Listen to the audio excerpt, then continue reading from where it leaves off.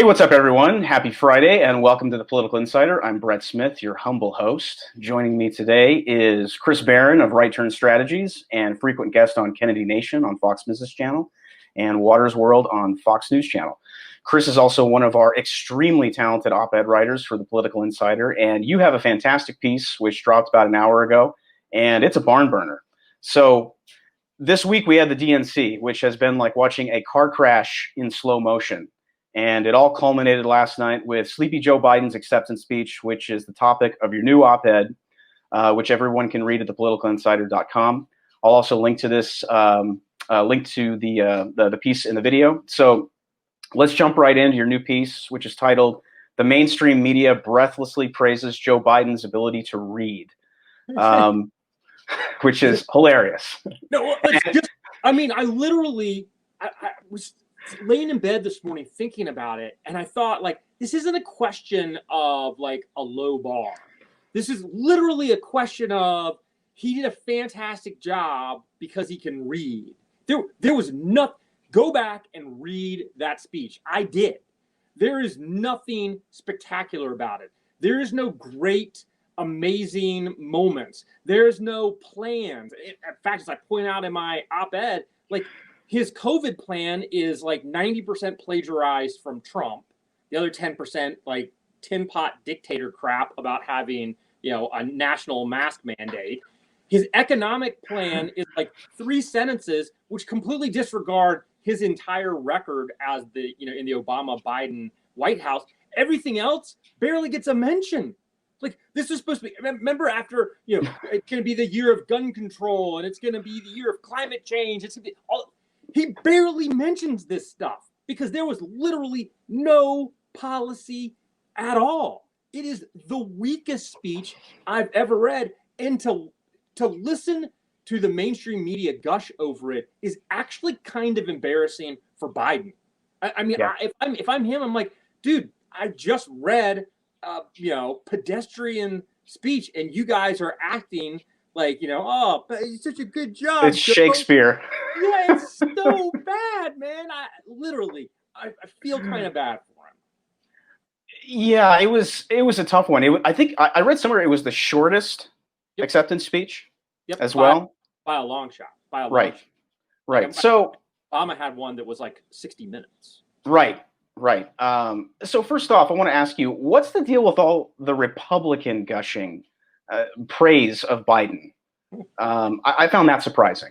Yeah, I mean, look, these are all the people who are still butthurt over the fact that Trump won the nomination in 2016. All the people who swore up and down that Donald Trump would never, ever, ever win the nomination, and who said after he did, it was going to be a disaster for the Republican Party and he'd lose in a 40-state landslide. They put their entire credibility on the line, and they lost. And look, there's no new names here. And by the way, it's like a who's who of crappy Republicans from 20 years ago. Christy Todd Whitman. Like, when's the last time Christy Todd Whitman said or did anything relevant ever? The 90s? Colin Powell hasn't endorsed a Republican for president since Bush in 2004. That's only because he worked for him.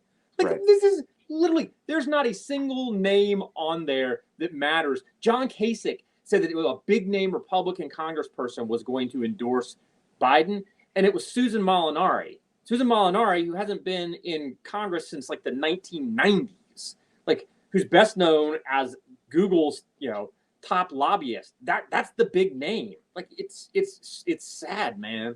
Yeah.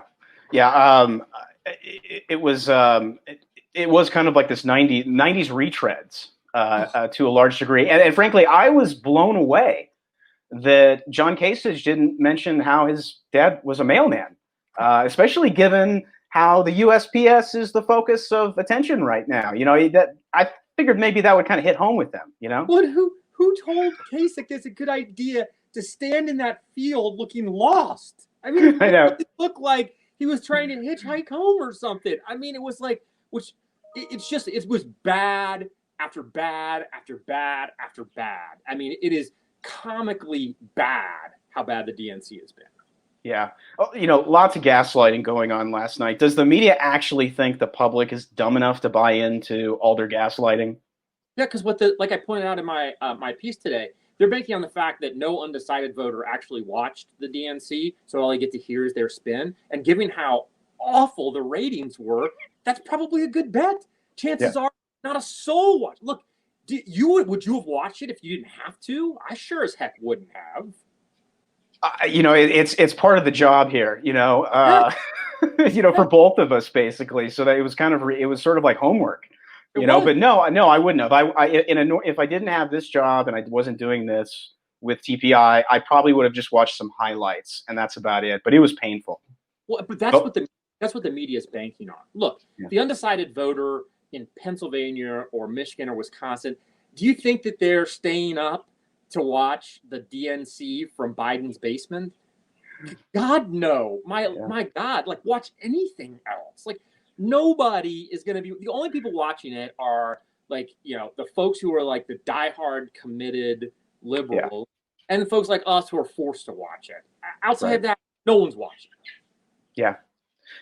Obviously 99% of journalists are leftists. I think that's accepted.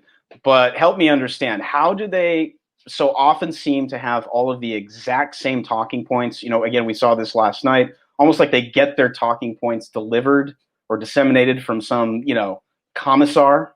They do. I mean, look, because they all sing off the same sheet. And what I love is when somebody doesn't do it. So I don't know if you saw this clip of Van Jones on Anderson Cooper last night, Yeah. talking about how he said, by the way, we were all prepared to come out here, and as long as Biden didn't fall on his face, we were going to praise the speech. Like he said it out loud. He let the cat out of the bag completely, and I think we were talking about covering that about 15 minutes ago on TPI. So I think that's in the pipeline. We're going to cover Van Jones, but I couldn't believe that. I couldn't believe it. It was like I don't think it was a Freudian slip. I mean, he just slipped and let it out. Like, yeah, and that's the. I mean, that is the sad reality is that watch MSNBC, watch CNN. Sadly, even some Fox News. Watching the Fox News coverage last night was a little disappointing, a little cringy. Yeah. And Yeah. it's like they've got the same recycled lines, and fine. I mean, if these people want me to believe that this virtual DNC in Biden's basement was more powerful than Obama speaking in Colorado in the open air, arena, like With the pillars yeah, like and the reverb and the crowd. right. And they're all telling me that, like, I actually saw a reporter from the Hill on TV this morning saying that this, in the future we may be doing conventions like this all the time. Like, like you really expect me to believe that? Like, by the way, 4 years from now, they'll be nominating somebody again outside in like, some grand stadium with the pillars and everything. Like they'll never do this again. They'll tell us how great it was and they'll never do it again. Speaking of that point, lots of libs on Twitter, including David Axelrod, were just praising how unbelievably awesome this virtual convention was. And it's like he said, this is how it should be in the future. I just can't even see that happening. I don't even see how that would even work if you didn't have to do it. I mean, why wouldn't you want a crowd? Why wouldn't you want all that energy? I mean, it's clear what was lacking at this thing, and it was real people. It was weird. It was all weird, man. And I understand. Yeah. Look, they made the decision to go 100% virtual. Fine. The production value was awful. Like, yeah. I mean, they run Hollywood. Like, I was thinking, like, this is actually going to be better for Biden because he's terrible. Mm-hmm. And so, like, this way they can, like, create this image of him as, like, an actual real candidate. And instead, you've got Billy Porter, the man in the dress, like, with like what looks like, again, filmed in your mom's basement. Like, it's, the Julia Louis-Dreyfus, like, that was so bad, man. It's amazing that blew my mind because, I mean, that just shows everybody that these actors are nothing without actual writers. I mean, that was like an outtake from Veep or something. That was so bad. It was like, and like you literally could like hear a pin drop. You know what I mean? Like it was so awkward and so weird. And that's how the whole thing is. And again, because the average American's not watching this thing, the media hopes that as long as they keep telling us it was fantastic, it was wonderful, it was genius, that's what people will believe. The reality is, anybody who watched it knows it was a complete and total train wreck from start to finish. Yeah. Hey, how do you think the RNC is going to go? I've been thinking about this a lot. They really have the benefit of having DNC go first, during this whole COVID crisis and this, quasi virtual convention. How do you think the RNC will operate? Will they learn from the mistakes the DNC made and adjust so they don't repeat with just the same garbage? Yeah, well, I think I don't think we were ever going to have a 100% virtual convention. This was never going to be Trump from the basement, and because that's not who he is, and it's not what it's going to be. I think it's going to be a quasi virtual. We're not going to have 10,000 people in an arena, which sucks. But he's got to have some people there. He's got to have somewhat of a crowd, even if it's a small crowd. And that's what he's going to get criticized for. The media is going to know that this comes off much better. The crowd helps, and so they'll attack him for that. They'll look for the person who's not wearing a mask. They'll be measuring how far people are apart from each other to claim it's a social distancing violation. They praised Biden for the fireworks last night. They'll absolutely be telling us how horrible for the environment the fireworks are when Trump does them. Like it is everything they love, they're going to hate. Yeah, my buddy Larry Schweikert, who I think we both know, was joking around on Twitter today, talking about. Yeah, I mean, he was kind of making the point that the production quality was so low. Were those fireworks left over from 2016 when Hillary didn't win? Probably. They're probably the same ones that they had all prepared for the breaking the glass ceiling moment that they were going to have.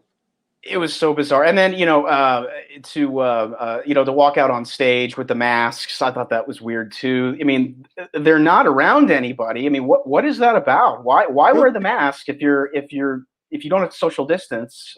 It doesn't make any sense. And it just looked weird. I mean, not only the Bidens, but also the Harrises both wearing the black masks. It was very strange. Out on stage while the fireworks are going and the big celebration. I mean, it's virtue signaling. I mean, that's all it was. It was like, it's like, make sure you wear your mask out there so everyone knows you're for masks. Well, this guy wants 3 months. He wants America to wear a mask for 3 months. A U.S. national mandate? No. What authority? They talk about, like, Trump the authoritarian. By what authority would the president of the United States be able to mandate national masks? By what authority? These governors don't even really have the power to do that. No, I've heard. No, and you're right. There's some question as to whether or not governors do. But at least in that case, they're relying on provisions from their individual state constitutions or legislation that's passed that gives them extraordinary powers in times of emergency. And they're exercising, and they're also exercising federalism. It's not a one size fits all. But the president doesn't have the authority to do that. The president can recommend wearing masks, but you're not going to have a national mask mandate. And if you do, it's going to be struck down by the Supreme Court. There's just no basis for this, and they know it, and they don't even care. They don't even care. No, they don't. What does Team Trump need to do to respond to the DNC next week, aside from what we've already talked about by having some crowds, which will bring energy? What else do you think? What else would you like to see? I think Trump needs to spend that time talking about his accomplishments. Yeah. I think that the substance that was missing in the DNC should be there in the RNC. When Trump ran for president 4 years ago, they kept talking about, like, he wasn't up to the job. He's going to be terrible. We couldn't risk it. Like, well, now Trump's got a legacy to run on. He's got 4 years, and he should talk about those accomplishments. And he should be very clear about what the next 4 years looks like. This needs to be about policy. It needs to be talking about, foreign policy, immigration, tax cuts, healthcare, all the things that Democrats are absolutely ignoring because they have no answers to. The president needs to be talking about, and Republicans need to be talking about. Yeah, I totally agree. Going back to the media's effusive praise of Biden and how they protect Democrats at all costs, how are normal Americans supposed to get their news? And what can they do about it? Tune out the mainstream media. But, you know, go to thepoliticalinsider.com. That's what they can do about it. Absolutely, yeah. Like, unless you're flying and are forced to watch CNN at an airport, turn that garbage off, man. Like look, there was a time when I actually found some value in watching mainstream media outlets. I found some value in watching what's CNN saying, what's MSNBC saying. Not that I agreed with it, but I found value in hearing, you know, their take on stuff. Right now, I mean, literally, like, there's no point. You know what they're gonna say. I mean, everything is about trying to get, you know, stir up outrage among Democrats. That's all they do. That's what they live for. They're meaningless. Yeah, it's a game to them to a large degree. But at the same time, you know, I mean, the left looks at this stuff as blood sport. So I just hope that the Republicans respond. I would love to see some live acts. I was thinking today, you know, it'd be so much fun for Trump to get Kid Rock or somebody to come in there and just rock the house. You know, like we were talking about, you might not have a huge crowd or the same kind of crowd that you would in a normal year, but get some people in there. I was watching Trump today. I'm not sure where he was, but he was speaking to people, you know what I mean? And they were clapping and cheering, and you know, and I'm just thinking to myself, you know, this is what's missing from the DNC this week, and it's kind of one of those things where you don't really appreciate what the crowd brings until it's gone or something's missing, and it really was quite stark. It was. Yeah. It wasn't to watch. Yeah. Well, we are sadly all out of time. I want to thank Chris for joining me. Everyone make sure and check out thepoliticalinsider.com and subscribe to our newsletter so you never miss out on any of Chris's stories or the other stories from our talented writers like Wayne Dupree. Also follow us on Facebook, Instagram, and Twitter.